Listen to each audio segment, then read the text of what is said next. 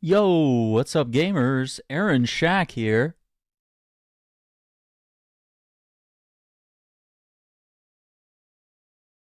And we are live.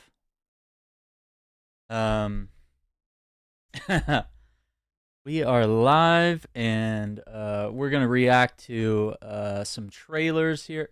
Oh, come on, where? What's up with the camera, man? All right, we are live, and we have got. I don't know, dude.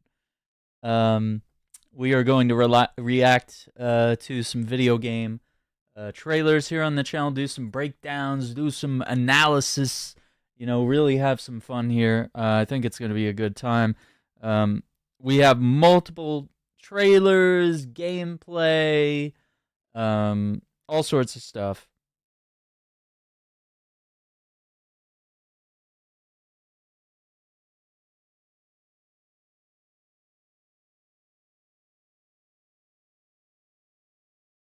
So yeah, let's jump into it. What's up, Grimmy? How you doing? So yeah, this first game, this is just like the shortest trailer that I could find online for this game. And I'm gonna let the guy in the video explain. So let me make sure we have this set up here. Hang on, we're having one little. Of course, there's always a technical issue here. Okay. I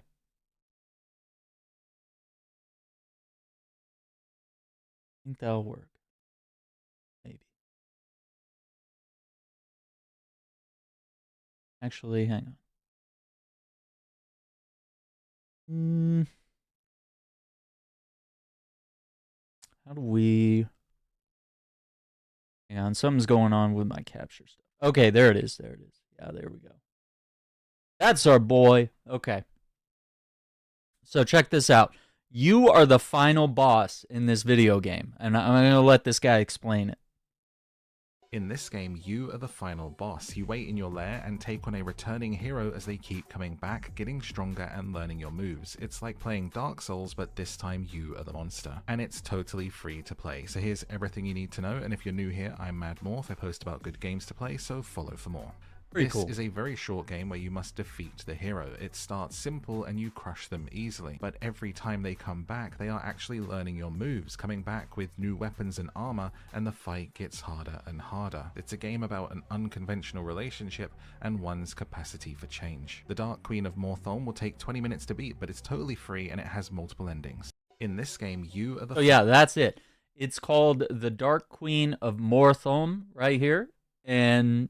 yeah, you can check it out for free. So, mad props to Mad Morph here. I'm just going to throw a like on that video. Just like you should throw a like on this video, on this channel.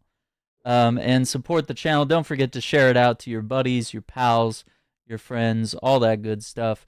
I appreciate all the support.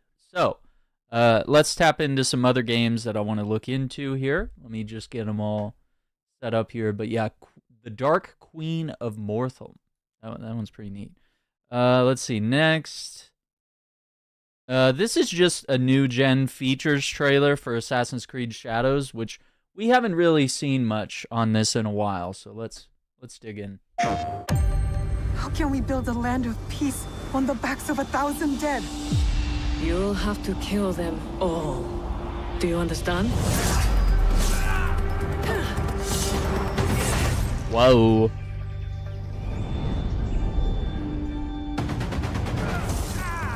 Okay.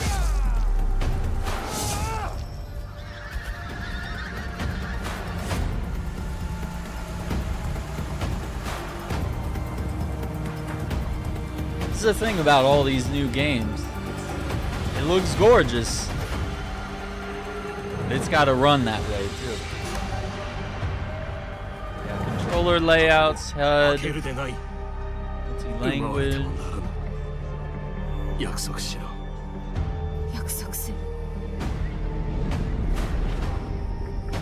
New gen of the Anvil engine, Ubisoft's engine that they use. Dynamic seasons.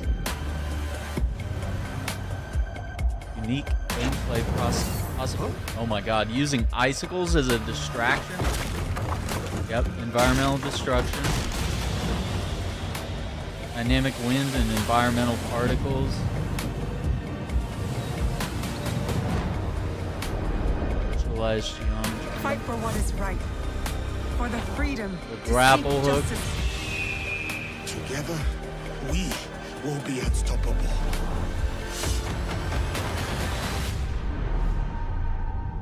March 20th. I think that extra time that they put into that game, hopefully that is enough to make things good. Because it's, you know, Assassin's Creed has been kind of on a slump lately, right? Like it's, you know, they're not making super great games. And they're not really iterating like they used to. That was the big thing about going from Assassin's Creed 1 to Assassin's Creed 2 to Brotherhood to, you know, just name a game in the series, Assassin's Creed 3. Each one was a huge leap in technology, in gameplay, in the world, in the storyline, and they just kept iterating. But then after a while, they were just like, yeah, this is good enough, and they kind of just stopped there. So, let's see. This next trailer, this is a story trailer for Assassin's Creed Shadows. So while we're on that, we'll check this out real quick. We'll go on a little Assassin's Creed Shadows It's hard to remember. tangent. Blood. Breathe deeply. Tell me about your nightmare.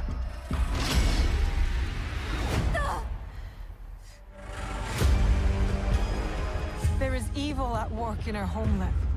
Greedy lords who bring war. He comes. Oda Nobunaga. Ida is under attack. This blade, it cannot be taken. What? Now's the time.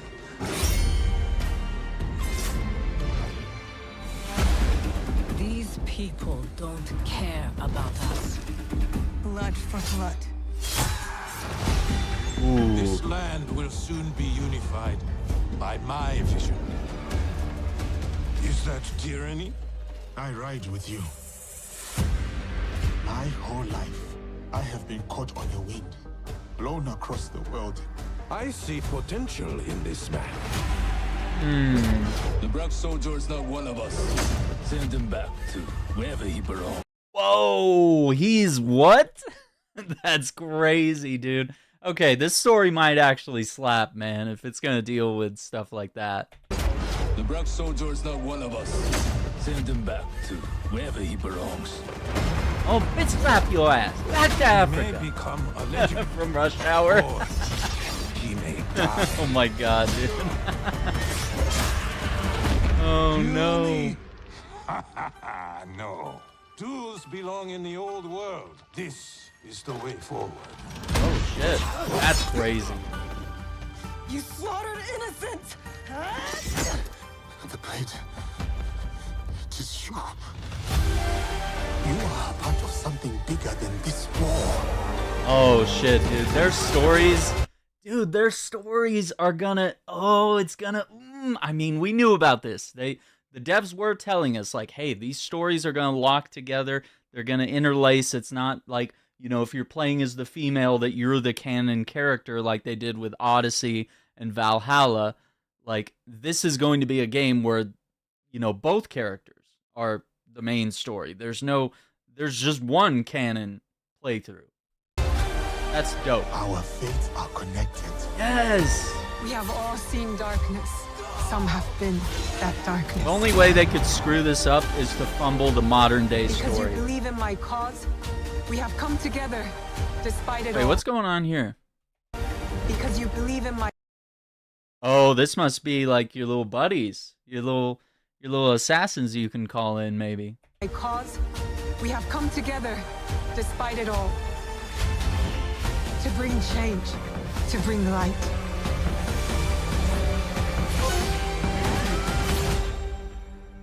Okay. Yeah, that's pretty cool. Pre-order to get upcoming expansion plus bonus quest, 10 plus hours. So are they trying to say that the expansion and the bonus quest are 10 hours of gameplay? Oh, that's interesting. That's kind of crazy. I'm not gonna lie, that trailer probably hit harder than than the gameplay stuff that we were looking at. I think that's what we really needed to see. Another thing I want to look at, I want to just like pull up Blue Sky here for a moment because I can't access my Twitter account for some reason. Apparently, you're not allowed to post pro-Palestinian content on Twitter, and I've been locked out of my Twitter account, at least for now, until Twitter support gets back to me. Yeah, so apparently there's different textures you can use to modify the hideout. Yeah, of course you can pet the animals. We saw this last time where there's like little paintings. Like you can do like little drawings of animals if you can like sneak up on them. And then you get to like hang those paintings in your hideout. See that? So yeah, that's a cool feature. The objective board. Safe houses. So this is going to be the hideout. So small extensions of the main hideout. Refill rations, tools, and ammo. Access gear stash. Manage accept contracts. Manage which allies to summon. Replenish your scouts and fast travel points. So this makes me think of like the bureaus from like the OG Assassin's Creeds. So that's super cool. Yeah, flagging the stockpiles. I wanted to see. Yeah, here. So more customization than Valhalla. Custom fences, trees, pets, ponds, etc. Build structures closely or far apart to suit your traversal style. Add more. Yeah, this is pretty neat. So just some images here. Oh, that's so interesting. So display stand for armor and outfits. Shelves. Yeah, you got your animals, I guess. Oh my god, we can have doggies and cats. Yeah, ray trace, global illumination, reflections.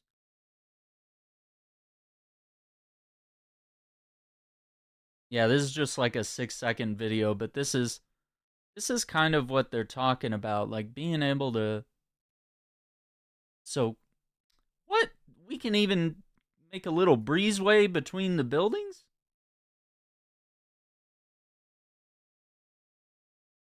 That's so.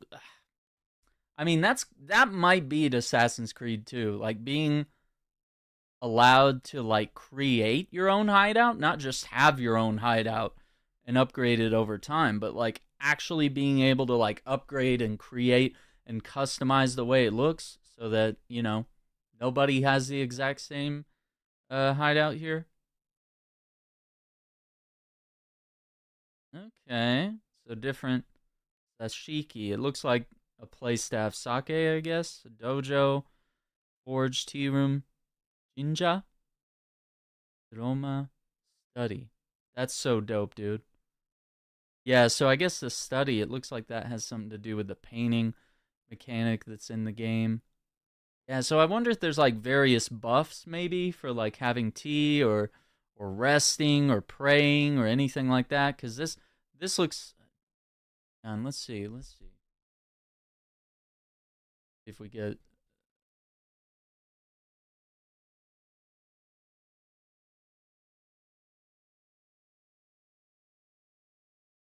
Yeah, that's.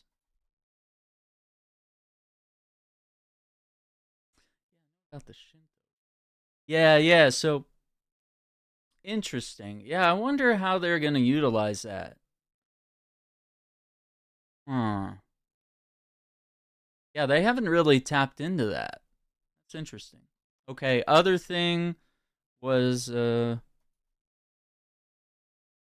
sorry, I'm not up to par on all these words. Yeah, that's what we're here for. What's up, Iceman? Traditional Japanese house. Okay, yeah, that's kind of what I thought, like a living room, living space, gathering space. Okay, okay. That makes sense to me. It's kind of like your main spot of the house, and then you got the study and your shrine, your tea room, the forge. Dashiki. Let's just look that up. I mean, I think I know what it is. Japanese restaurant.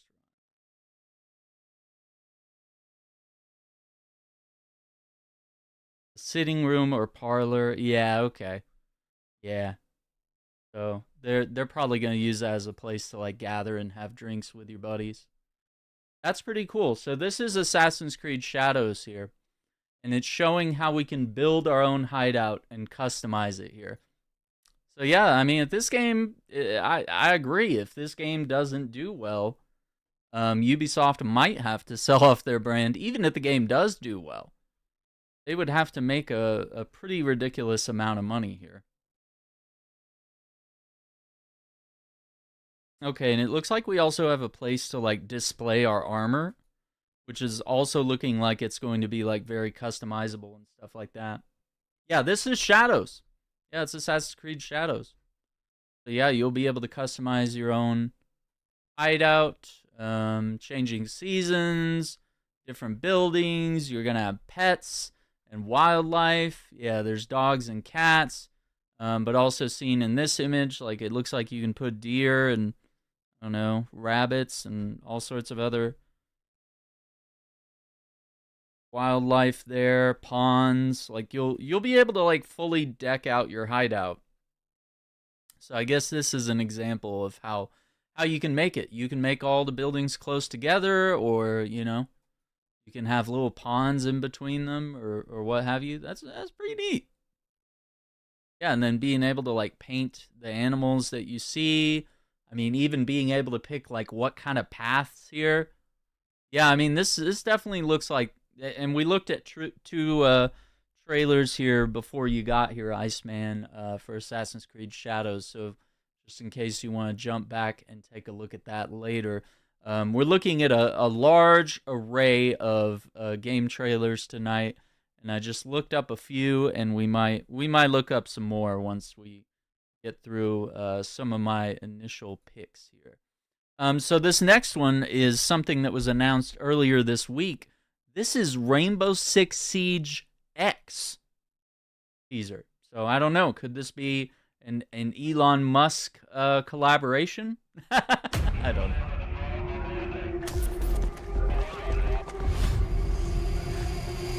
There you got your little drone.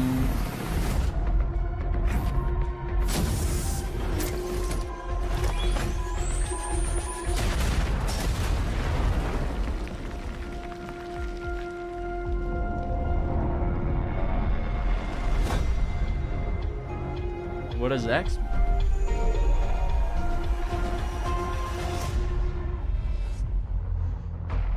A new era of Siege is coming. So yeah, Rainbow Six Siege X Showcase, March 13th. I don't know.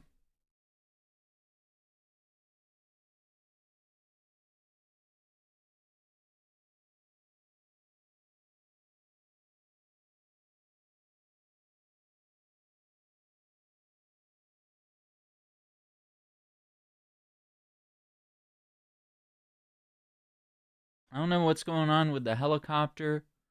I don't know if they're trying to have an example here of like, are the environments going to be even more destructible than before? I mean, I don't know. Are they pivoting back to some golden age of Siege? Is it going to... Are they going to try to go like hardcore simulation, or are they leaning more to like arcadey Call of Duty stuff? Yeah, it looks like this is all we have. I'm not well, it looks like Yeah, let me see. Yeah, I think anything else is just other people speculating on it. Yeah, that's all we got is that 41-second teaser. But yeah, it doesn't look like it's definitely not a sequel or anything new, but it's probably just some sort of revamp or some changes. I don't know if it's going to be like a separate game or anything. I mean, I wouldn't assume so. I'm really unsure what they're going to go with on this. I don't know. Some are saying it might be a full overhaul of the game. I don't know. I guess we'll know when we know, you know? But yeah, that's interesting. This next one we saw at the PlayStation's showcase, Tides of Annihilation. But guess what? We now have an 11-minute gameplay trailer. And if you liked Stellar Blade, you're gonna love this. Because basically it's like Stellar Blade, but with like more of a medieval fantasy kind of vibe to it. Whereas Stellar Blade was more science fiction, this is going to be a little bit of Let's go. little medieval vibes. And yeah, everybody in the game's hot, so don't worry about that. Oh, this place was fine before. Weird. Yeah, this is so cool.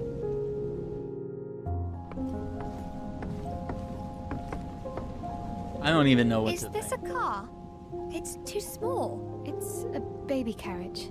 Ah, a baby. I'm so sorry for everything that's happened to you.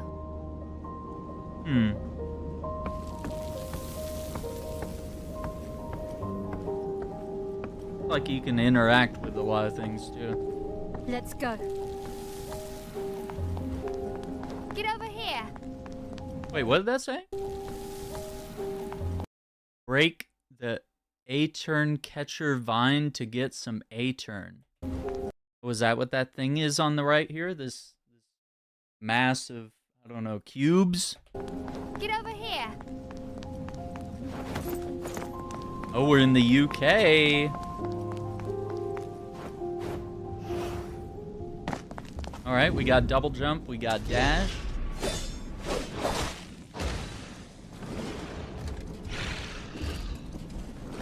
Yeah, so it's got some like modern vibes mixed in with like kind of medieval fantasy stuff. Oh my god, it looks so fun.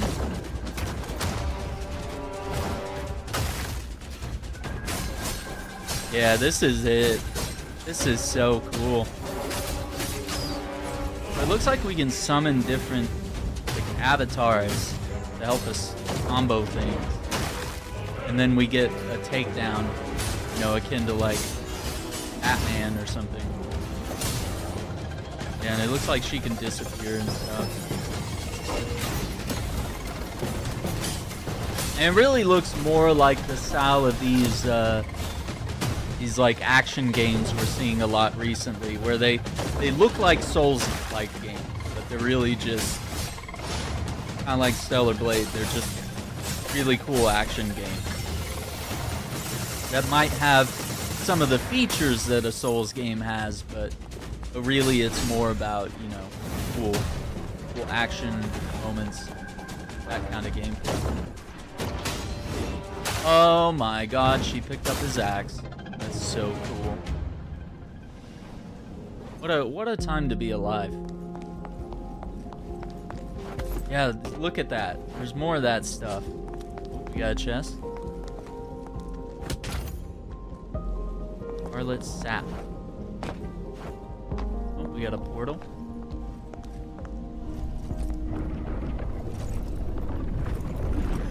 Do you feel that? Going into the Just a Mirrorverse like Doctor Strange. Scarlet Waters, run! What? That's blood.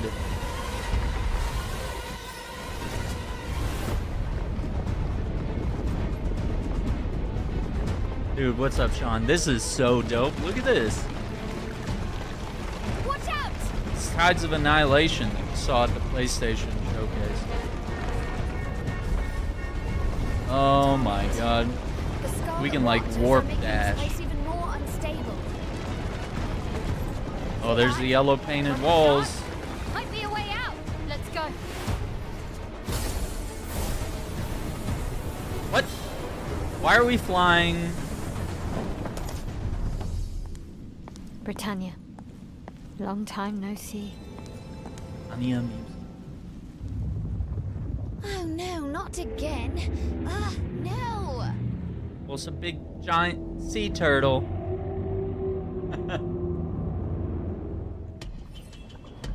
The Scholar's Library. When splendor falls, find the night hidden within the library. I dig this Path is game. This flooded. looks dope. Now, what's her name? That's Yeah. flooded. Ninian, the path is fog crystal activated, so you can rest and go to Dominion, which is probably your hideout. Attack the Veilbreaker crystal to temporarily reveal hidden objects. Look, a path. Like little platforms. Not enough yet. Let's find more. Your little bird. Up here. Just knock down the pillar. Don't forget, knights don't fear the Scarlet Waters. Nice. Now we can get across. So she summoned the knight who can walk on the Scarlet Water, which probably hurts us. It's so weird. R2 to summon support knight. Hang on. The knight is unaffected by the red tide. That's crazy. And then that reveals the hidden platforms. I sense danger. Seems like that's where we're headed. Once we go in, there's no turning back. We need to be prepared.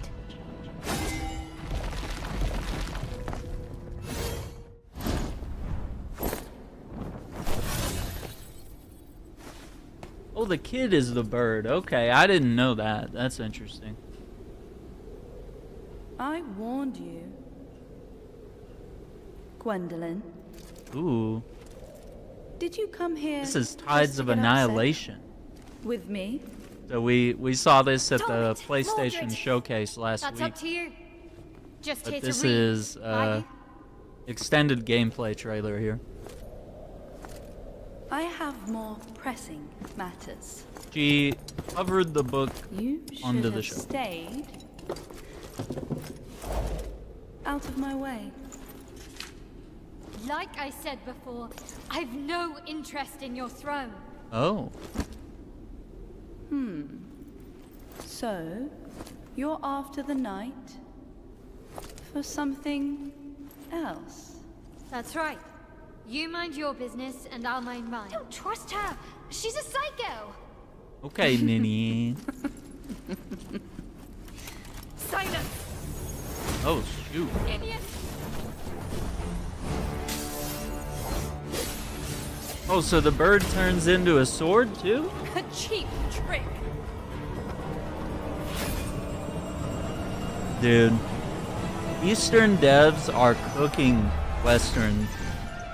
Like, every game coming out of China, Japan, Korea, Europe. Some of these companies, man, they're coming up with way better games than what American studios are doing. Swinging your Or sword like Canadian. that, does that count as fighting? What's this? Can't win on your own, so you call for battle. Yeah, see, it really looks a lot like Stellar Blade. Meets kind of a Slow. Middle Ages type stuff. This is all you've Really got. cool fantasy stuff. Bow to me. And you're like summoning these different knights, these little avatars mid-fight. Oh my god, gamers. Half-baked. You know, it's not me that knows this. I mean, it's probably, probably other people that have really tapped into this here, but I mean, I think, seeing those swords clash, there's really a lot of I saw it and I couldn't unsee it, dude. It's just like Stellar Blade right here, where okay, it's not gonna let me frame by frame it. It's yeah, YouTube. The chest just like fluttered left and right, so it's gonna be one of those games. They know they're fans, I guess.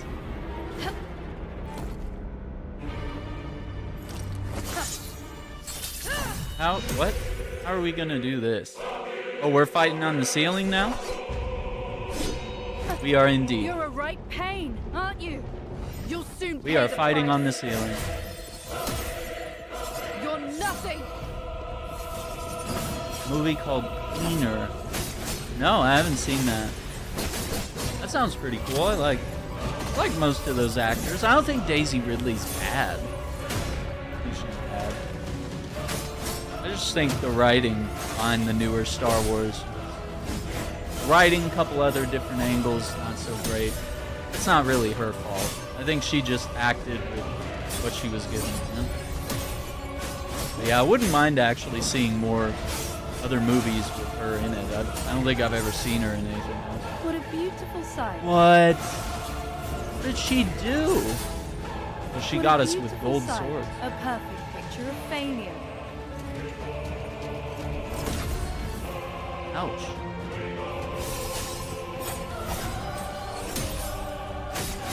I don't know, the dodging looks a little weird. Feel the true power of Pendragon. Feel the despair. This is proof of Oh my god! How are we supposed to dodge all that?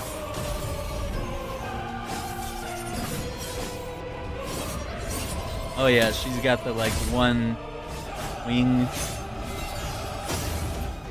Oh, that parry! Let's go back. We gotta see that parry. Woo! Clive Owen? Yeah, he's a legend, dude. Incredible actor. Haven't seen a lot of movies with him since like the early 2000s. Used to be in a lot of like action films and stuff.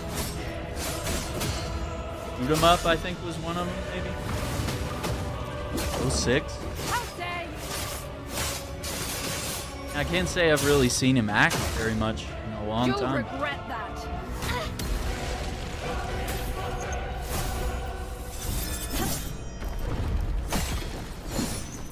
Yeah, dude, this is insane, dude. You're nothing but a bug. Well, I'm destined to have it.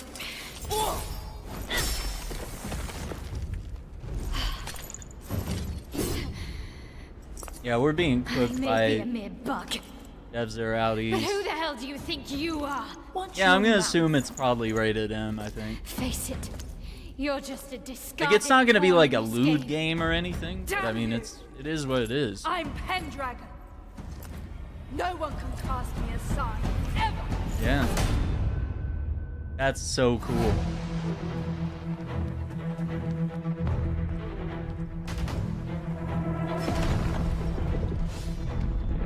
Yeah, dude, it's like medieval fantasy mixed in with like the weirdness you get from movies like Doctor Strange and Inception.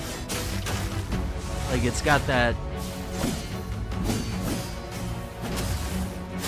Yeah, and I mean, it's got the blocks and the parries and the dodges.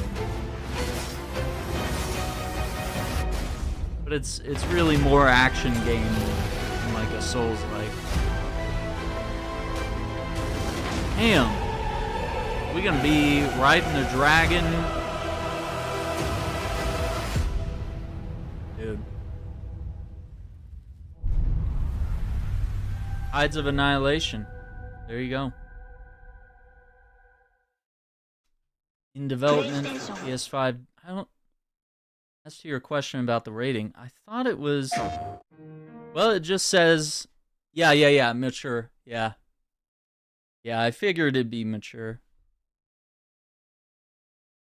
Makes sense. Yeah, so let's find. We've been watching a lot of different trailers, but yeah, Tides of Annihilation looks freaking dope.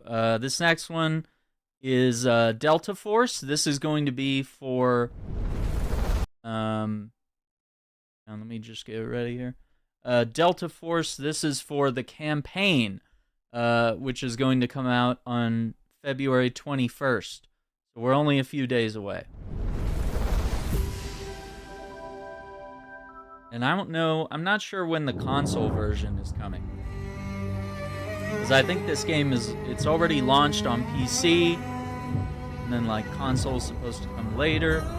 Yeah, based off the movie Black Hawk Down. There you go.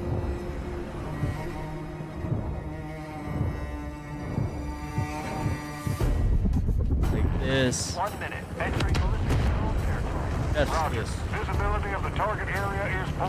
You're on your own to find the landing site. Received. We need to get closer to the target zone!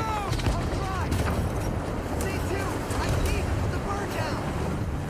Prepare for landing. 2 feet. Yeah, I played a little Marvel Rivals before my carpal tunnel surgery. It was dope. We're actually going to take a look at some new stuff for Marvel Rivals later, because they announced some new characters. I wanted to watch some of that on the stream here. I can't play. Yeah, this is so cool. Alright, so they got leans, of course.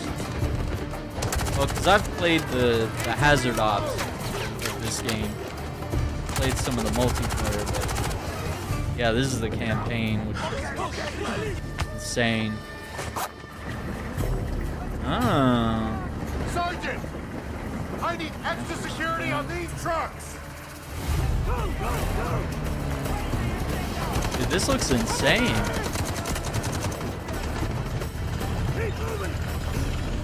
This looks more immersive than any Call of Duty I've ever played. No, this is Delta Force. Delta Force Black Hawk Down, based on the movie. Delta Force also has a mode that's very similar to Modern Warfare 2's DMZ mode, which is called Hazard Ops. We got a Black Hawk down. We got a Black Hawk down. Oh no. Proceed to the crash site immediately for rescue. Evac. Yeah, dude. This might be a run for their money. Like, I know the last Call of Duty campaign was really dope, but this is really cool.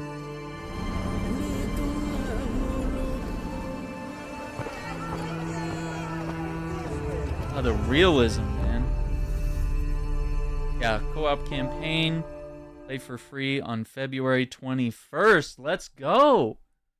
But yeah, Delta Force is getting their single player, or well, actually it's a co-op campaign on February 21st. And you can already play Delta Force on PC, but just the multiplayer. So the single player or co-op or what have you, it's coming very soon. All right. Next, got a little gameplay trailer for The Outer Worlds 2. Which it doesn't look like this has been rated yet, but yeah, it's probably M. I don't know. I don't remember what the first Outer Worlds was From rated. the studio that brought you Star Wars, Knights of the Old Republic, Yeah, Part 2. Neverwinter Nights, Part 2. And Fallout 3, Part 2. New Vegas. New Vegas. Comes a completely original Part 2. And like all good sequels, we've included everything that should have been in the first game. Oh my god. More action. More weapons. And more graphics. Get ready for an adventure that took 3 times longer to make, but will almost certainly be 2 times bigger.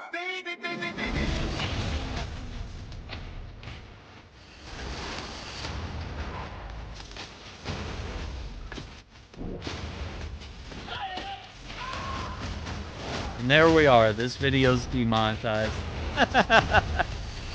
In 2025. Oh no.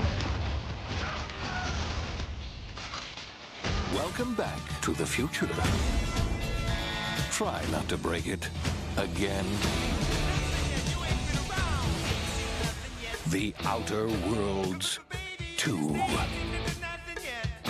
That's a banger trailer. I'm not interested in hiring any more idiots. I'm looking for people of tact and vision and perspicacity. 2025.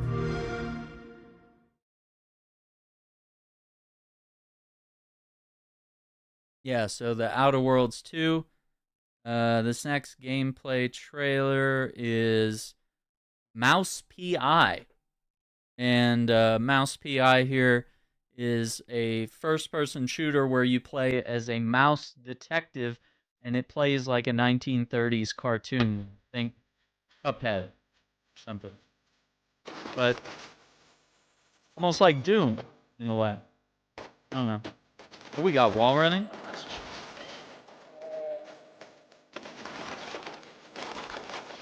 Oh my god. Shotgun.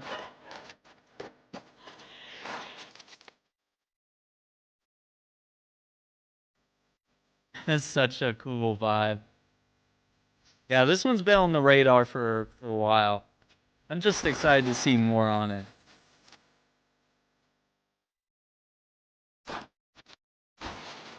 Big old mouse. Is it a Tommy gun? Ooh. The animations, they're so perfect.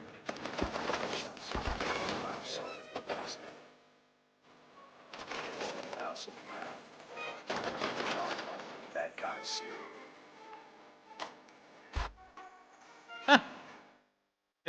Okay, hang on. We gotta go back. Because look what it does. It flattened them like a cartoon. Oh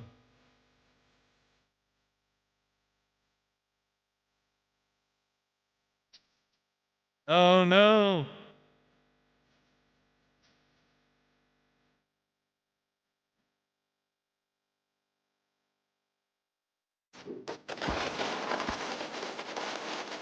Dude, the heads popping off is crazy.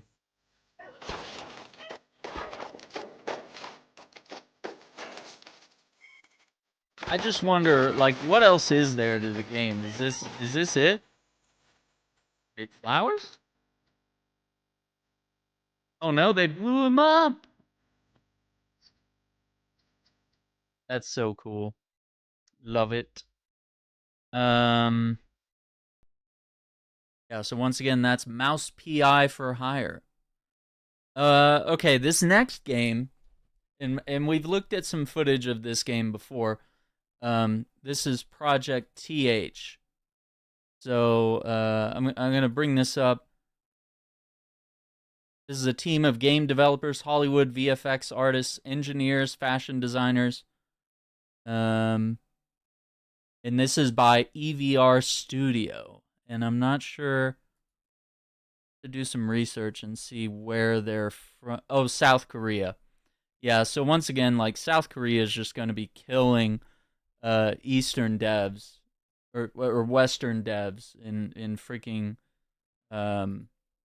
video games. We'll look at a few of these because some of these are like very short trailers and stuff.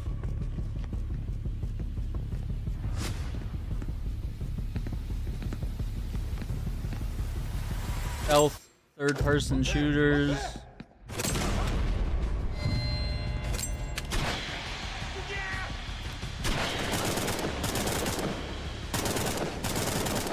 This is the stuff we've been missing for years.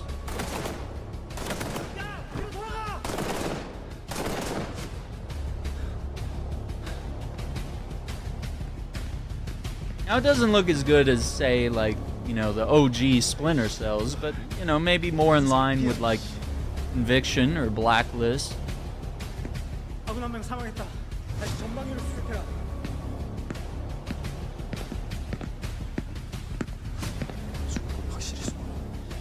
Oh, I thought they were gonna do, like, a corner takedown.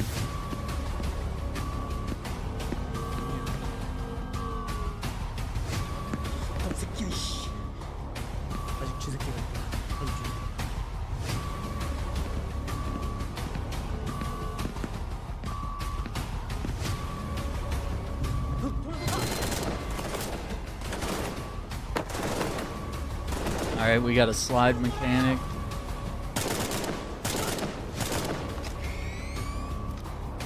Night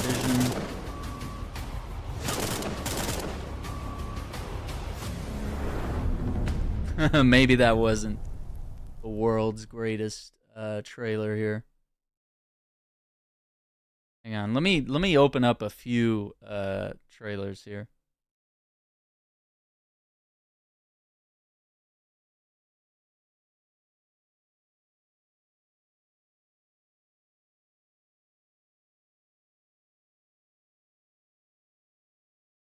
Okay, there is a video here with counters and finishers, melee combat.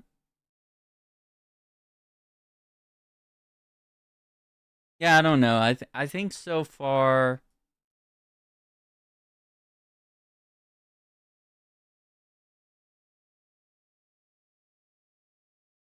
destructible lights, EMP grenades. Okay, we're not gonna watch all these because it looks like they just have a lot of.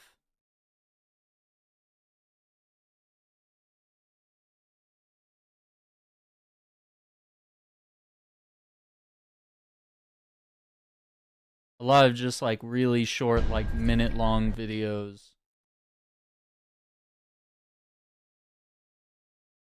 Where like nothing really happens.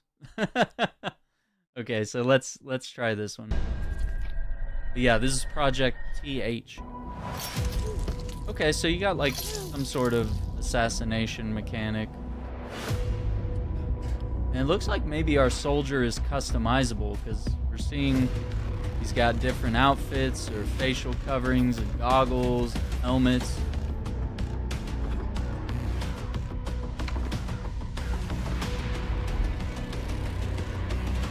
Okay, we got like sonar goggles.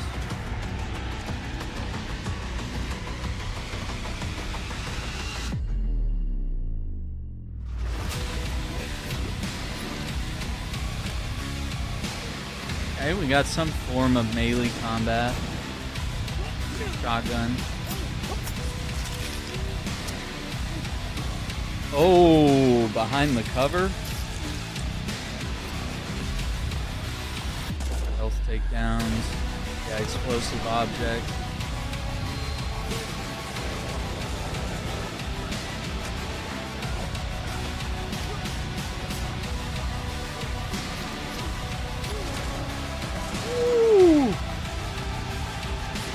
Physics. Gotta have the physics. Yeah, this has like some of those like Ghost Recon Breakpoint kind of takedowns. Wait, what? Why? What? What's happening here? Is this the same game? What? Oh my god. They knew what they were doing at the end. I don't even know what that has to do with the game. Okay, then. This is a motion matching trailer. I don't know what this is. This is supposed to be the same game. I don't know. How does it go from militaristic shooter to motion matching? What kind of motion are we trying to match here, boys?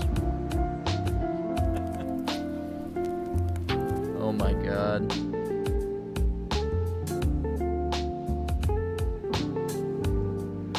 Yeah, probably just kind of showing off some of the technology they have here. When it comes to like physics and lighting and stuff.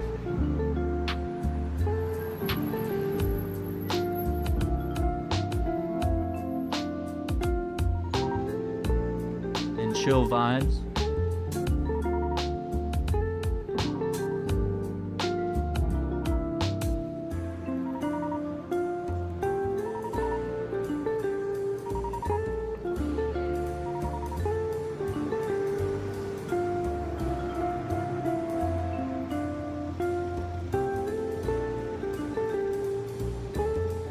I don't know what to tell you.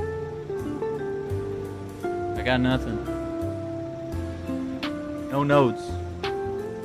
Is this... Oh my god, we're not even like halfway. Hang on. Okay, I think it's... Okay, it's literally just walking around. Okay, well. Alright, glad we got the, you know, super tight, short skirt physics on lock, I guess. I don't know. Let's see. Guerrilla Tactics Crowd Control. See what's going on here.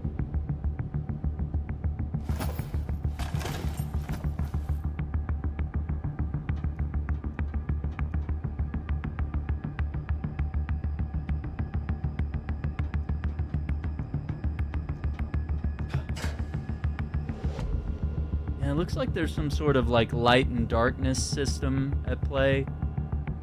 And like some guards are using flashlights. I don't know if some guards have night vision goggles. It looks like they do, but I feel like we would have been seen right there if they did.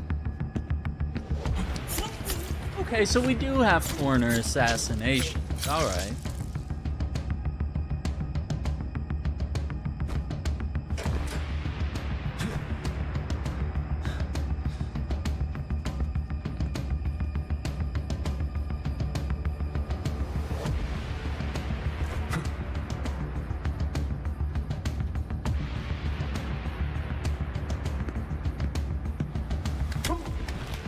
Oh, the punch in the face. Okay, so dragon behind cover, that's dope. Always good if you're doing stealth stuff. Looks like we can carry bodies. Pick up enemy weapons. Oh, he snuck up behind us. That's crazy.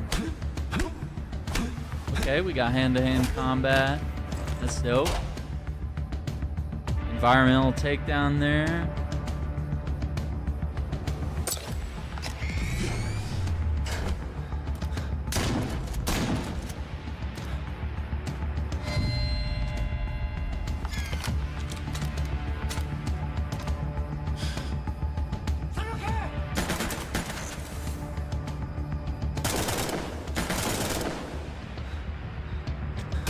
That's cool. So, I mean, it's very much like a work in progress, obviously, but, like, it just looks cool. It looks promising. It's interesting. I'd love to see what all these studios are cooking up.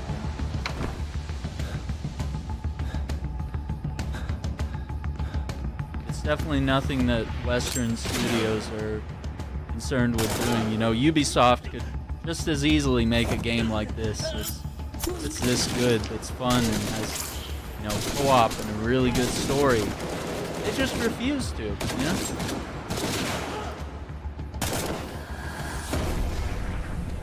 And look what kind of games you could make if you had access to, like, Naughty Dog's engine that they use to make The Last of Us. Like, you could make some really dope games with some of the technology they have there. I don't know. This just looks like a bunch of, like... Let me just see if... No. Yeah, I think we've pretty much seen all we're gonna see on this game. Yeah, because it's just clips of the same...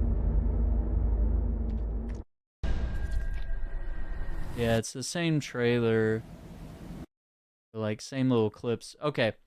So you were asking about Marvel Rivals earlier, and there are 2 new characters, and let's pull it up. Let's take a look.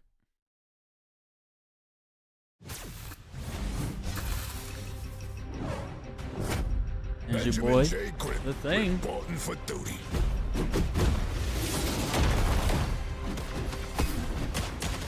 Too easy. Got some combos. Got like a sprinting attack. Got like an AoE.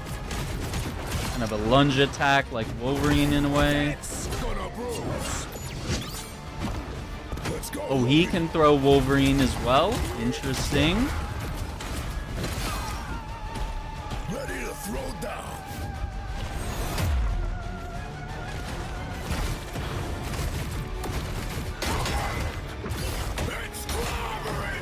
On a forward ground pound. Does like some forward AoE damage. Yeah, so February 21st. And then our next trailer is actually going to be on the Human Torch here.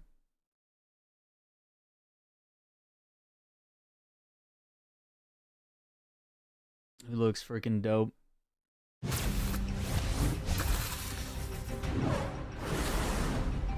Human Torch in the house, yo. Okay, fire projectiles, flight, Boom goes the meteor. dive bomb. No applause.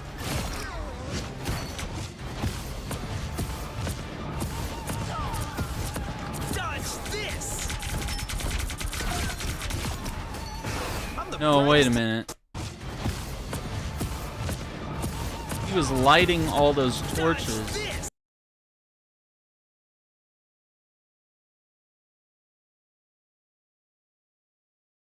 I'm confused. Why? Dodge this. Created like an AoE. He's like caged them in there. And like deal damage. Okay, then he goes Supernova and Storm powers him up. He does like fire tornadoes when she goes in his area of attack. Fire-nado zone. That's pretty cool. Yeah, that looks really powerful. Yeah, Marvel Rivals, I mean, doing everything right. I know they just laid off like 6-7 people from their American branch of their studio. They're technically a Chinese company, but yeah, they let go of some of their Western developers. Next, we've taken a look at a lot of Dune Awakening gameplay over time, but I wanted to take a look at this one here. There's only one thing worse than being chased across the desert by a sandworm in Dune Awakening, and that's getting eaten by a sandworm in Dune Awakening. Not only does the giant phallic cretin suck you down into the bowels of Arrakis, it eats everything you're carrying. Your clothes, your weapons, And this is by Funcom, by the way, so this is the same people that make Conan Exiles. Especially your spice liquor. Suddenly you're respawning at your base in nothing but your underwear and are forced to do the run of shame across the sands to start rebuilding your inventory. Yikes, then you get eaten again. It's easy to be skeptical about an MMO survival game set in the Duneverse, but after a few bouts of dehydration and sunstroke, the day I spent in Arrakis convinced me that Dune Awakening is one to watch. More than that, if the developer can deliver on its plans for the endgame, it could see an EVE Online-style future for its hardcore player base. This massive project is the work of Funcom, the studio of the Conan Exiles Dong Slider fame, and sets you on a path from broke-ass Arrakis hobo to an influential figure harvesting spice on an industrial scale and pushing their personal agenda at the Landsrad. It's got everything you expect from an MMO. Intricate skill trees, PvP mechanics, base building and character customization, but with ornithopters and mind-altering substances thrown in.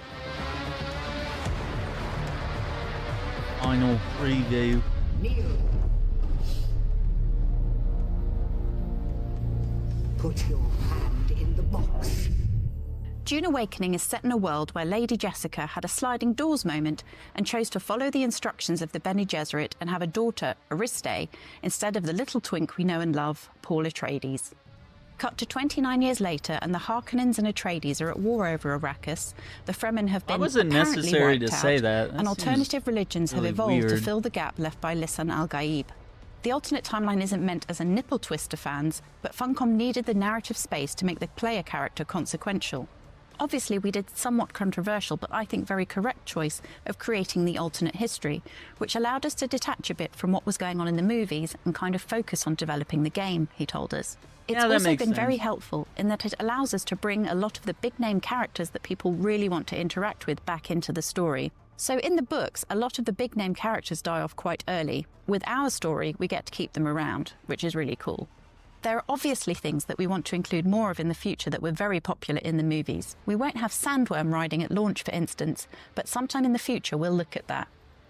If it still doesn't sit right, Dune purists should know that Funcom got the blessing of the Herbert estate for the project, working with it and the makers of the current movies to keep everything true to the lore. It influences everything from the skills you can learn to the crafting progression, and it's a key part of trying to ensure that Awakening stands out in an ever-growing pack.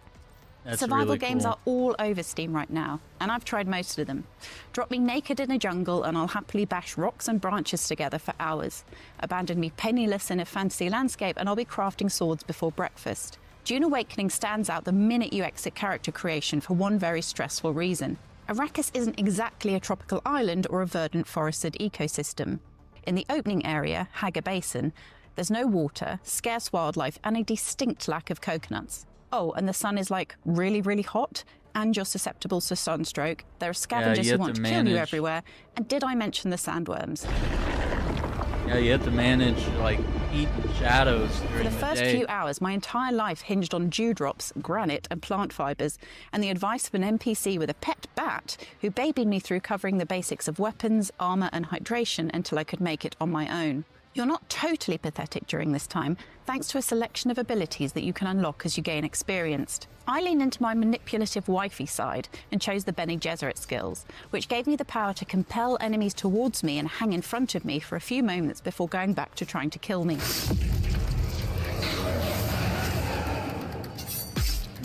Don't get me wrong, I was still very much a toddler in the eyes of Dune Awakening.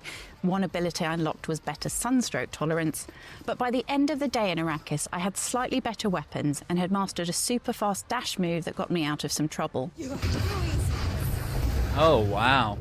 I could only dream of the wild combinations of ranged and melee combat combined with passive and active abilities that could be swapped in and out according to need, shown off by the developers, but the skill point acquisition felt fast enough that I'll get there without too much hanging around once I'm playing at home. You won't be tied to your first speciality choice either, so you'll be able to mix and match. The other starting classes are Trooper, Mentat, sort of recon and strategy focused, and Swordmaster. That's cool. Another key element we only got a taste of was the very lifeblood of the Dune lore, spice. Spice is powerful in the world of Dune Awakening in every sense of the word, but it's also not easy to amass as a lone noob in the early hours. You'll find spice liquor and food in the world, which unlocks a brief period of prescient power, though it comes with withdrawal symptoms. But later in the game, you can build transports, harvesters, and automated spice collection system to score the quantities you'll need for trade, serious crafting, all managing a raging spice addiction. I suspect the value of spice to players versus the pain of collecting it will be something Funcom will be balancing long after the game is released. Producer Nils Ryborg also explained how the spice mechanic would work. I think spice is really cool, obviously super important in the lore, and we use it to, well, it has some story aspects that I won't get into, but it's also the fact that we can use it to improve the strength of our abilities and how well we get to interact with them. But then having the drawback of the spice addiction and needing more of it, more and more and more, a lot of the endgame systems being reliant on, hey, can you get enough spice to pay all your taxes for your huge base and have the correct political sway that you need and build whatever endgame things that you need to build?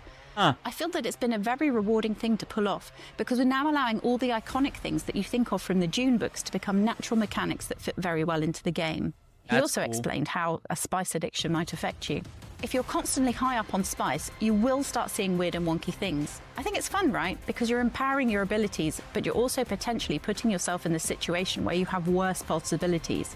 So you're balancing that whole act of, oh, I need to do this or this, and then also knowing that you need this resource for progression in other mechanics. So you're tapping into it now for a temporary boost for this fight, but long term you need it to pay taxes, gain political sway, and so on. Once you've learned to live Arrakis style, you can start to focus on more than just beverages. There's a simple building system, so you can start to construct your base, or sub-fief, and which you'll slowly start to fill with machines that automate the basics of survival. A machine to extract water from blood that you can harvest from enemy corpses, another to purify the ores that you find. You'll need a fabricator to create armor and weapons.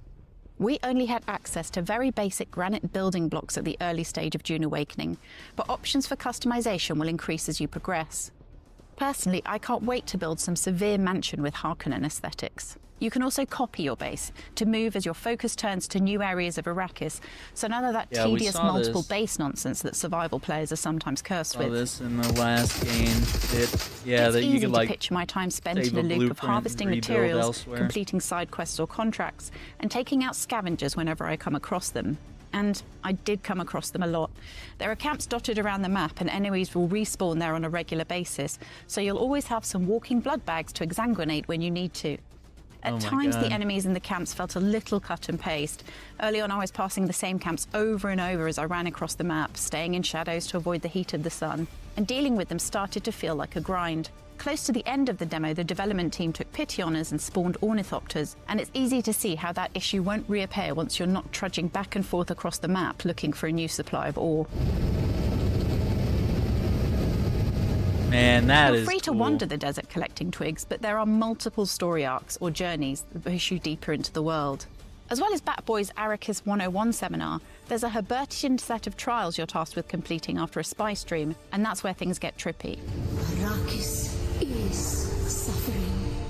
No spoilers, but the first, the trial of a Cool, involves stealthing around a cabin to avoid the notice of a giant golden glowing eye. The Witness was a welcome interlude in the cycle of harvesting materials, killing scavengers, and fulfilling basic contracts for the trade post. And I'm hungry to know what the other trials have in store. Defiance leads to thought. Who is it that thinks? Some stuff we didn't get to try for ourselves were the more social aspects of Dune Awakening. Prove your skills for survival and skullduggery in Arrakis, and you'll get to the end game, wielding influence at the Landsrad, where factions of players can make choices that will affect the world. Being as we were in the toddler end of the Dune Awakening pool, we only got to experience the PvE part of the experience, which with everything else I was trying to deal with felt like a blessing. The producer told us that while you can enjoy the game as a loner, those later social aspects will be vital to being an Arrakis kingpin, from taking on the tough dungeon-style eco-lab locations to trading for items. The rules here are simple. Pay up front and don't cause trouble, or we'll toss you into the storms. Good? It might not be easy living in the world of Dune Awakening, but as a Frank Herbert fan, I'm confident that the experience is in good hands. It's a combination of solid mechanics that put a twist on the usual scenarios, and a deep, deep obsession with the work of Herbert that strengthens the world building beyond the abilities of most narrative designs. Yes, I'm basically peeing in my still suit with excitement, even after the sandworm trauma. All I need now is just Funcom to add an ability to make a Muad'Dib my in-game pet, running on a hamster wheel, rather than just another furry blood bag. For more on Dune Awakening, don't miss the cinematic story trailer and the gameplay reveal trailer. And for every... Yeah, that's pretty cool. Some of the footage we looked at earlier, I don't know. I think it was a Gamescom presentation that was like 29 minutes. I mean, yeah, I don't really have much else to look at today. Hi everybody, and welcome to this first glimpse at the gameplay of Dune Awakening. I'm really excited to welcome you into our world, but I want to point out a couple of things. First of all, this is a beta. It's beta footage, so you'll see bugs and you'll see things that need polish still. And secondly, our tutorialization is still a work in progress. With that said, let's get into it. The start of the game, Dune Awakening, begins off-world on this large spaceship. Show yourself, child. It is here, in the presence of the Reverend Mother, the character creation begins. Now the first thing you'll do is choose your preset avatar. Some of these are heavily inspired by the Denis Villeneuve movies. Once you've chosen a base visual look, you can then move into the depths of character creation and make choices about how your character feels, both in terms of age, but also a plethora of physical attributes. Our goal in giving players access to a detailed character creator is to really allow them to create the avatar that lets them fulfill their fantasy of living out their dreams on Arrakis.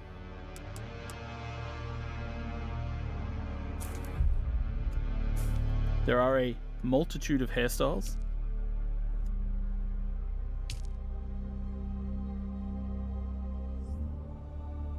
and other things such as tattoos for players to choose from. You can even choose different styles of lipstick and eyeshadow.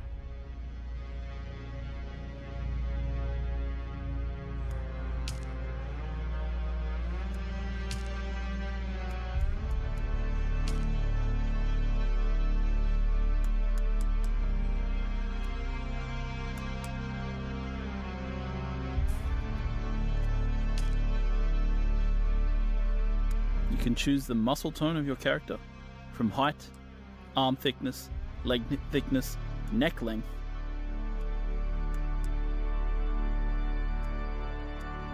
And once you finish your character, you choose your name and enter the world.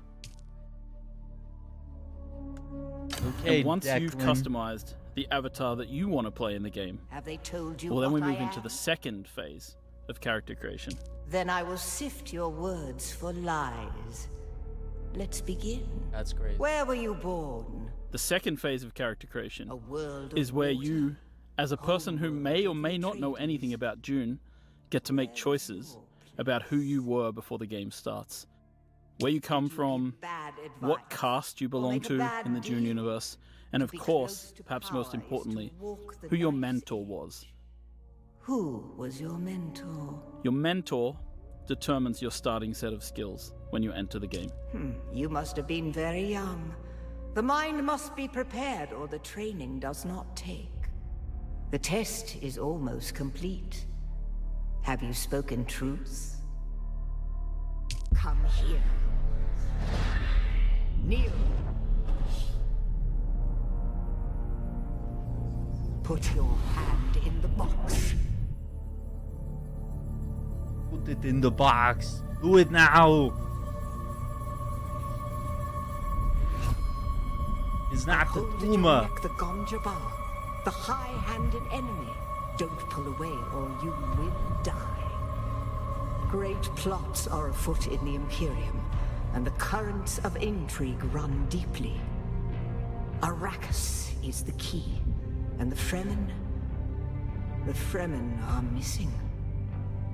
You will go to Arrakis as our agent, prisoner. You have one task. Find the Fremen. You had one Wake the job. sleeper. You will know when it is done.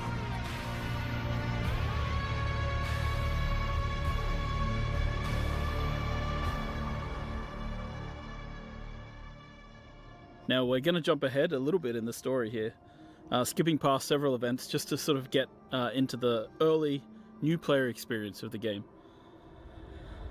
And you'll see that the player, after various shenanigans, wakes up here in a cave. And as we sort of look around the cave, we'll notice that it's filled with Fremen and the remnants of, you know, this ancient culture.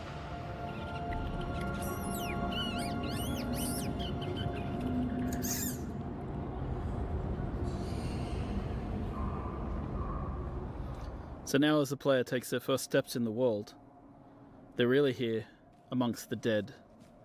And so the first question they should be asking is, what happened here? Who are these people? And, you know, this is just a place where we give players a little bit of time to adjust their settings, get a feel for the movement keys, and then move forward into the cave. And they'll stumble upon their first major interaction point, which is the Frem Kit. The Frem Kit in our game serves as both a backpack for the player, of course, but also really a guide. The Fremen used to pack these with interesting objects that they could use to survive in the desert, and it's no different from the player. So here they begin their first crafting experience, crafting a small scrap knife out of metal that was in the Frem Kit. These caves have been moisture sealed in order to preserve the moisture of those within the cave, and so the player, as they explore, will be able to use their scrap metal knife to pierce the seals and escape. So really this entire area, built using Unreal Engine 5, is just to sort of get the player and ease them into the path. A lot of survival games have very abrupt, very harsh beginnings, and we tried to, you know, make the experience of joining Dune Awakening just a little easier, just give people a little bit of a feel for the world before we really toss them out into the harshness that is the desert of Arrakis. So here we've crafted a heal kit, and we're going to use that to heal our character. And once we're healed, you'll see that our stamina bar in the bottom left appears. And now that we have stamina, we can climb. Yeah, just like Conan The climbing Exiles. system in Dune Awakening is based in part on the one that we built for Conan Exiles. It's a free-form climbing system. It can be used to climb almost anywhere. And as you'll see later, the new technology available in Dune Awakening, such as suspensor belts, allows us to do even more interesting things with traversal.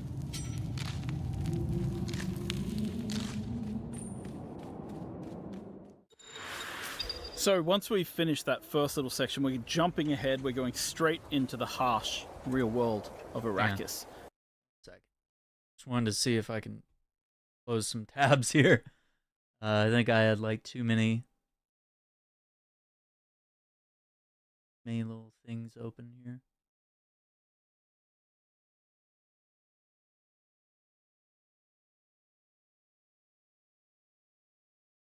Interrupt our brief.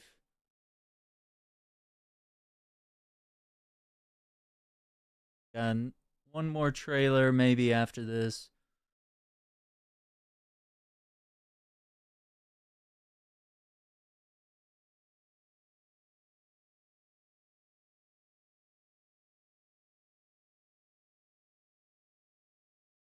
Okay.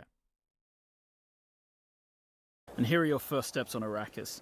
Your ornithopter has crashed, and you've got to escape from the crash site immediately, because the sandworm always comes. And what you have to keep in mind is, these are the little ones. So these are the first sandworms you encounter in the game. There's bigger ones later on. Yikes. The other thing that you have to pay attention to as a player is sunstroke and heat. So if you see in the top middle of the UI here, we've got this sunstroke bar building up. The longer you stay in the sunlight, the more chance you have of getting into the sunstroke state. And of course, our player here, not the sharpest knife in the drawer, has decided to stay in the sun and try harvesting water from plants. So he has become sunstroked. Sunstroke gives you a debuff. It means that your water goes down much faster than it normally would. That means you'll need to drink more often. Have a good night. So stick to the shadows, avoid the sun. Stick it will to the eventually shadow. wear off if you stay in shade long enough. So now that we've made our way out of the first part of the desert and we're heading deeper in, we're going to start to harvest in the game world. So harvesting in a lot of these survival games is quite similar. In this case, we're picking up items, but we're about to pull out what's known as the cut array. And what we do with the cut array is we analyze structures to find their weak points, and then we cut along those lines to break open the structures and gain the resources inside. That's pretty This cool. is like mining. We apply it both to rocks, we apply it to metals in the game world. And at the start of the game as a player, you'll just be scrounging around, picking up, finding structural weak points in rocks that you can harvest, breaking them apart, and taking those pieces with you. That's so cool. Now we've jumped ahead a little bit, and we see that the player is starting to be affected by the spice in the air. And this means that players need to get somewhere safe, in shelter, before the spice overwhelms them and overwhelms their senses. And this is another large part of the game. We're not going to show too much of it today. Ice withdrawal. But spice is a very important part. With the world broken apart by the War of Assassins, there are NPC bases scattered all over Arrakis. We're switching to a different character now, one who's slightly more advanced, and he's using his binoculars to mark an NPC outpost. We're going to mark that. That marker will then appear on our compass, and you're able to approach them in any way you like. In this case, our character uses a Shigawire claw combined with a suspensor belt to get up to high ground and approach the enemy base from above. Kind of one of the interesting things about Dune Awakening is just how you can combine the different abilities. And this is how traversal really plays into the game. Like, you end up being able to attack these bases from any angle that you'd like. Now, our player is going to craft the first gun in the game, known as a Mauler pistol, which translates to, the basic kind of weapon in the game. As you may know, in Dune, bullets are not the preferred type of ammunition. Instead, it's darts, which are fired at a slower rate in order to try and attempt to pierce shields. Now, this early in the game, enemies don't really have shields, so the player is going to sneak into the base from above and use a combination of their early abilities. In this case, dropping out a grenade, then sneaking around the corner, and beginning to get into NPCs head on. Now, troopers are the basic shock troops of the universe, and their ability trees reflect that. Grenades, Shigewawa claws for moving around, and of course, they're able to take down people with headshots. You can see how suspensor belts really allow you to change your approach to combat.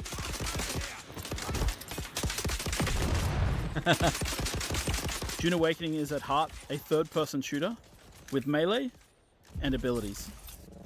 And it's the combination of melee, abilities, and range shooting that creates what we call combined arms in the game. Now we've taken a fair bit of damage in this battle, so we're going to stop for a second to heal ourselves up with a bandage.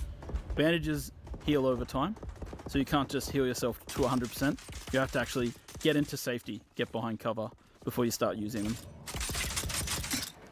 Now we're going to quickly switch to a slightly different character to show off more of the melee that we have in the game, because you're about to see that when a character gets in close, it's melee time. This character has Swordmaster abilities. First of all, the knee charge, which is about getting in close to do damage in combat, and then quickly setting up to a riposte, which allows you to parry and return massive amounts of damage to your enemy.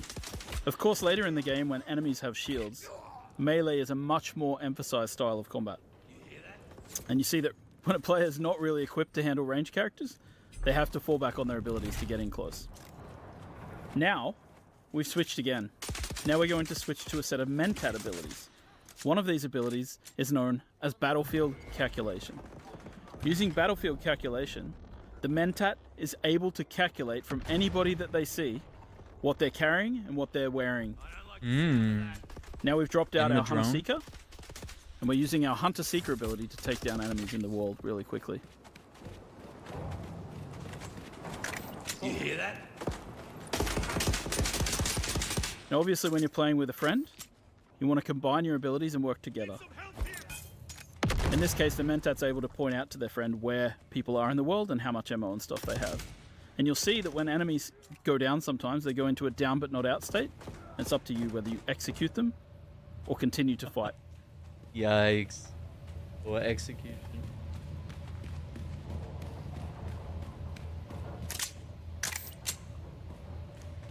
After a quick reload, it's back into the battle, with our friend coming from above and throwing out one more grenade.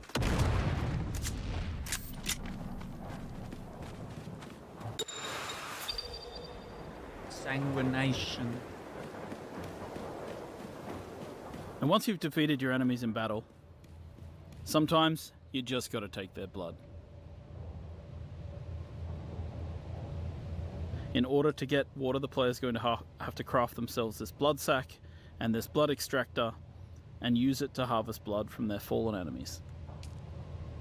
Now, in our game, it's not always a good thing to just take blood from people. It's potentially bad and can only be used for certain things. Once you've extracted the blood, you can then of course drink it. As you'll see here, the player takes a big sip from their blood bag. But when they do that, it causes a debuff because the blood is not exactly pure, and drinking blood for water is not exactly a one-to-one scenario. So you'll see that our health bar got shorter while our water bar went up. And so being a blood drinker is not always looked upon in the right way. Of course, once you've played the game for a little while, you'll start wanting to build your own base.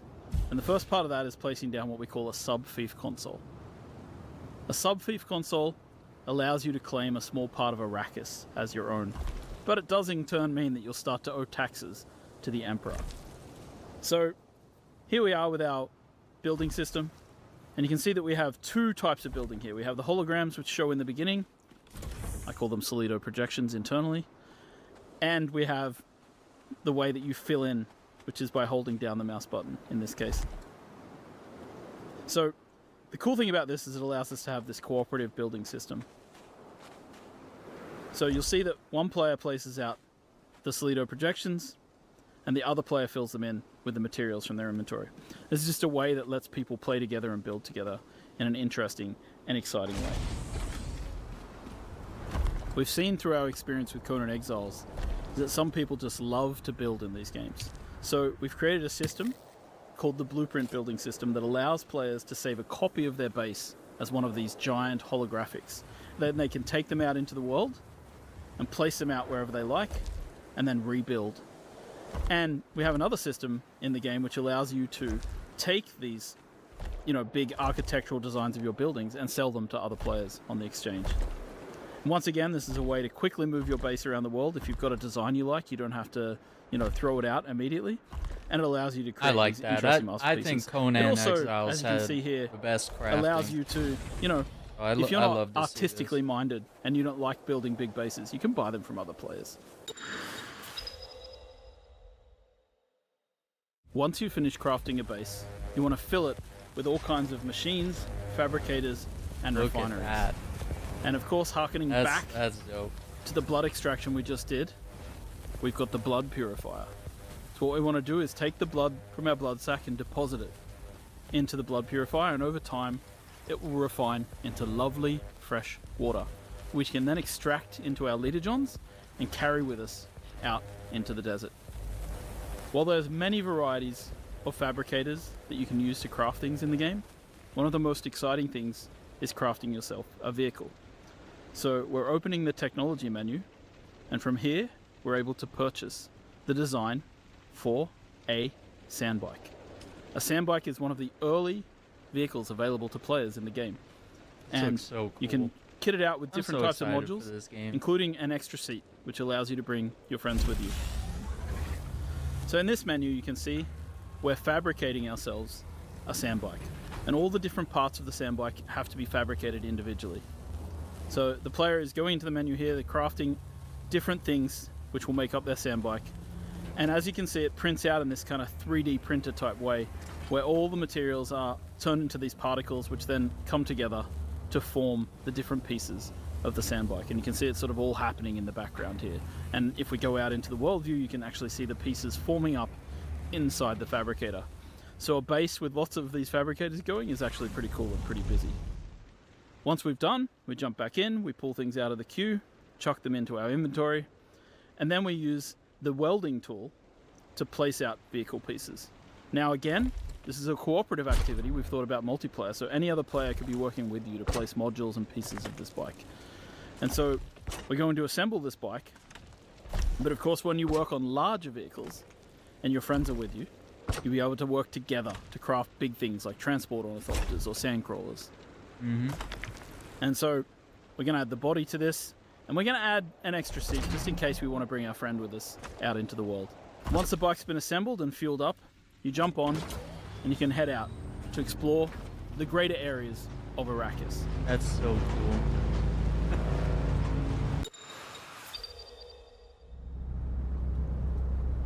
Heading out into the world to explore can be a dangerous experience. And as you explore the universe, you'll find certain dynamic events will occur. In this case, the War of Assassins has claimed a new victim, a ship which falls from the sky, spilling its loot all over the sand. So we head out there to see what we can get, to harvest and gather as much as we can. Of course, the problem is this is extremely visible to everybody in the nearby area.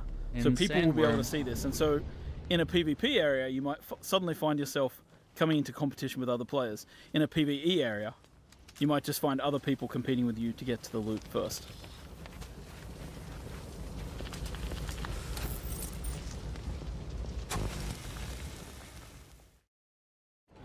And of course, at night time, there are different kinds of threats. Because while the heat of the day is dangerous, at night, the Sardaukar patrol this area of the desert with huge spotlights, searching for players. Now this player is over here, harvesting dew with a dew reaper, sucking the water off the surface of these plants, and they've been captured and seen by the Sardaukar. And the Sardaukar send down troops who come floating down out of the sky to attack and destroy the players.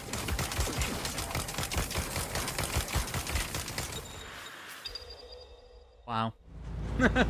So, even nighttime, you're not now, of safe. course, as mentioned, traveling on the surface at any time. Okay, we got about drawing a sandworm. But there are certain things which we've created to draw players out of their comfort zones. So in this case, There's a special type of sand here on the surface, known as flower sand. Flower sand, according to the books, is the softest kind of sand, and players can use it to refine it into a variety of different materials that they need for crafting. So, you want to come out into the desert and you want to try and find flower sand. But you have to be wary and pay attention, because as you harvest, you risk drawing the attention of the sandworm. Yikes.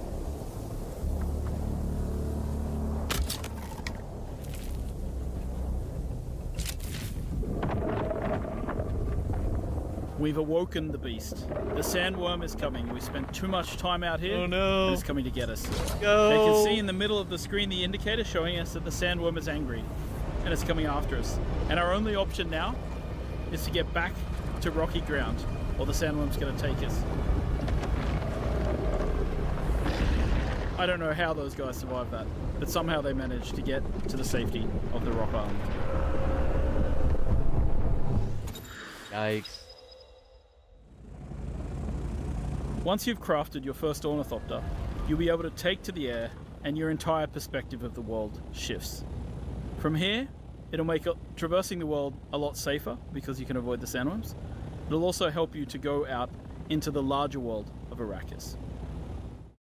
Here we are in the overland map, and we're going to make our way south until we find the place known as Harko Village.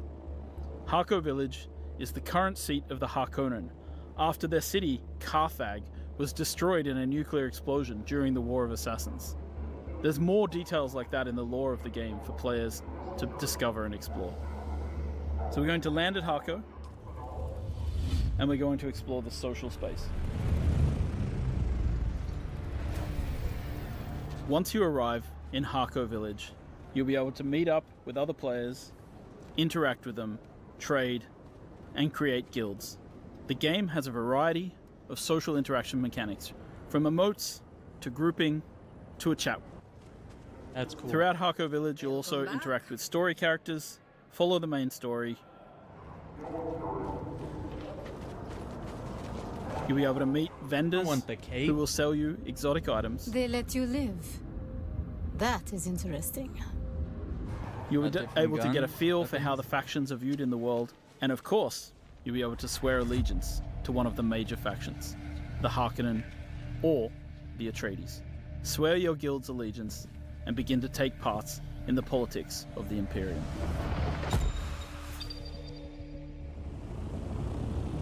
Once you've grouped up with friends, you should go out into the world and find desert Imperial testing stations.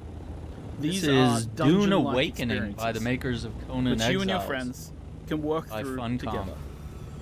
So here we are landing our various survival outside of one of the game. desert testing stations, and we're going to head in as a group. Now it's really important to prepare different skills and abilities. These areas tend to be more of a challenge, and it's great to work together to complement each other. So this is the skill tree. Here you can equip different types of abilities and techniques. We have 3 slots for abilities and 3 slots for techniques. And there are multiple different trees depending on the type of trainers that you've interacted with in the world. So our character here is going to equip a series of abilities that complements the rest of their group. In this case, Swordmaster techniques. Alright, so we're heading in, and of course you can use dispenser belts to traverse, as you'd expect. And we're going to explore this Imperial testing lab. You've entered Desert Botanical Testing Station number 163. I'm Dr. Wen Olmeca, Senior Plant Geneticist here at the station. Testing stations have storylines, as well as enemies to fight and loot to be found. So you really want to go in here and enjoy the experience. Playing through with friends, working together, using different weapons and trying out different techniques. Now this player has placed out a portable cover. It's a different ability to what we've seen before. And you see that the enemies here have shields. You burn them shields off. It's easy to get through a shield because you can burn the air around them. Level up. And of course our characters are a little higher level than they were in the start of this video. So you're able to see that, yeah, we can take people down a little more easily. Isn't that cool? Like a little dungeon or And of raid. course, when you get to the end of these areas, you find these really cool loot chests. And in these loot chests, you find specialized components that are used for crafting exotic weapons and items.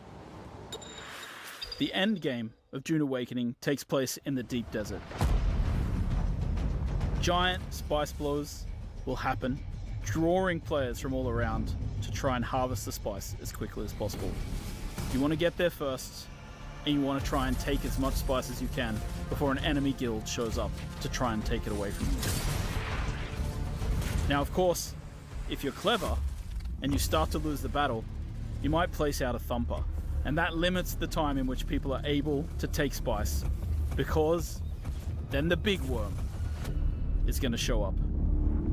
And lure the big worm. If I don't win, nobody wins.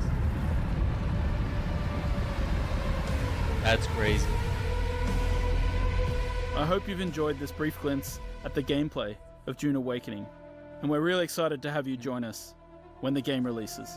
Console release date, TBA. Maybe later this year. That one looks pretty cool. Last thing I want to look at, this is something we've already seen, but like I just wanted to watch it again because I figured, hey, if we're watching game trailers, let's look back at one of the games that I am absolutely the most excited for. So let's pull up this one.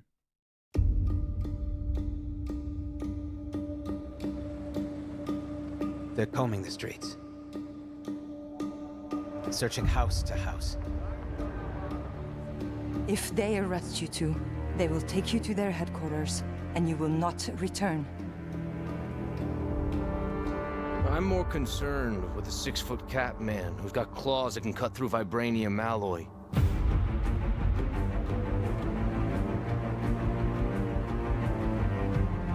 Amy Hennig's new studio. Amy Hennig in charge On my of count, that makes 2 super soldiers. Uncharted games. 3, counting you. And that's 2 too many.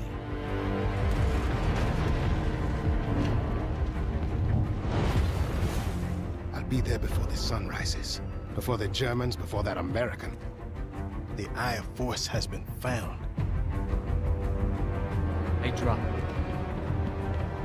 Please, just stick to the rooftops. Be careful. Stand me. When am I not?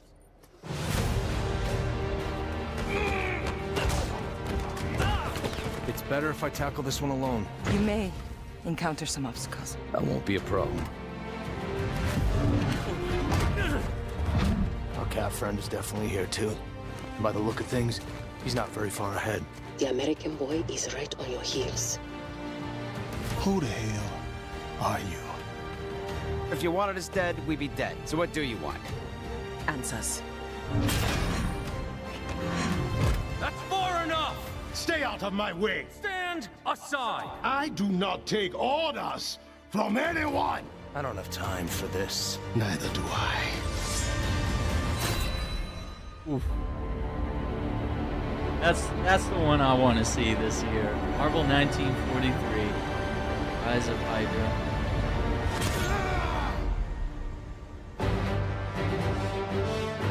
Yes.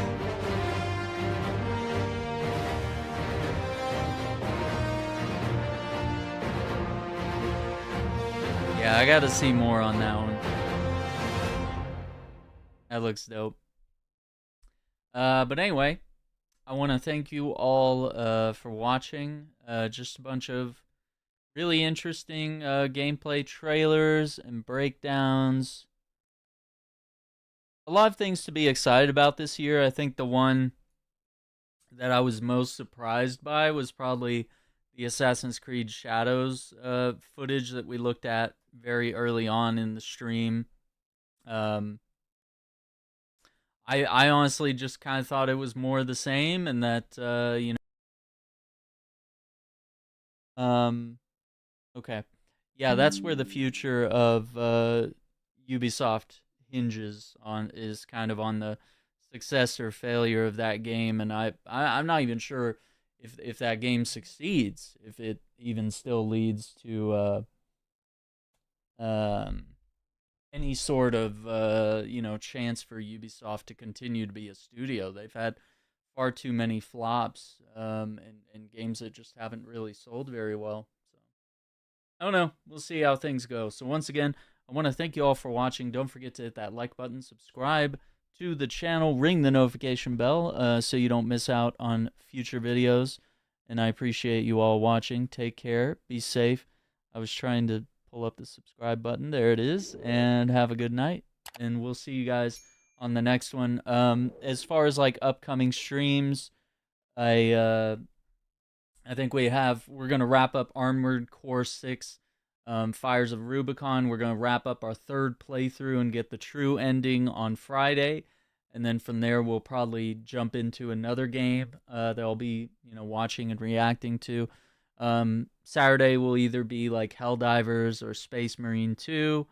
And we'll go from there. But yeah, we might have some other fun stuff in store for you this week. So just stay tuned and make sure you're following the channel on TikTok as well. I'm trying to do some streams over there, some just chatting stuff, either during the day or at night sometimes. And so we'll see if we can knock out another one of those tomorrow, and we'll just chill and chat about video games and comic books. So if you want to be there for that, you can find me on TikTok as well. Links are all in the description down below. Until then, take care, be safe, have a good night. See you on the next one. Bye.